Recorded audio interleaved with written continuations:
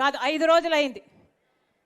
ఈ కడప పార్లమెంటులో నేను అభ్యర్థిగా ఉన్నాను అని నేను క్యాంపెయిన్ చేయబట్టి కేవలం 4-5 రోజులైంది అంతే.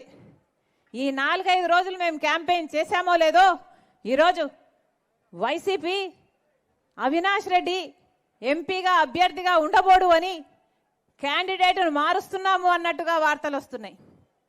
కేవలం 4-5 రోజులు అయింది మేము క్యాంపెయిన్ చేయబట్టి.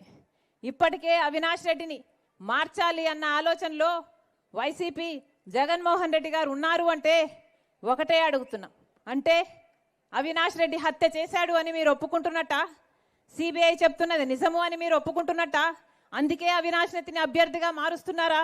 ప్రజలు నమ్ముతున్నారు, ప్రజలు ఓట్లేయరు, ఆయన ఓడిపోతాడు అని మీకు నమ్మకం కుదిరింది కాబట్టే ఈరోజు అవినాష్ రెడ్డిని మారుస్తున్నారా అని జగన్మోహన్ రెడ్డి గారిని సమాధానం అడుగుతున్నాం.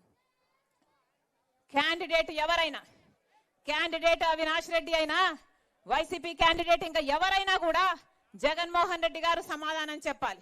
ఎందుకని హత్య రాజకీయాలను ప్రోత్సహిస్తున్నారు? జగన్మోహన్ రెడ్డి గారు సమాధానం చెప్పాలి.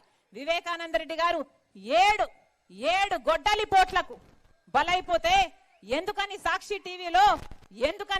టీవీలో హార్ట్ అటాక్ గా చిత్రీకరించారో జగన్మోహన్ రెడ్డి గారు సమాధానం చెప్పాలి. జగన్మోహన్ రెడ్డి గారు సమాధానం చెప్పాలి. వివేకానంద రెడ్డి గారు చనిపోయినప్పుడు సిబిఐ ఎంక్వైరీ కోరిన జగన్మోహన్ రెడ్డి గారు ఆ తర్వాత ముఖ్యమంత్రి అయిన తర్వాత నేను సిబిఐ ఎంక్వైరీ కోరితే బీజేపీకి పోతాడు అవినాష్ రెడ్డి అని ఎందుకు సిబిఐ ఎంక్వైరీ వద్దన్నారో జనాలకు సమాధానం చెప్పాలి జగన్మోహన్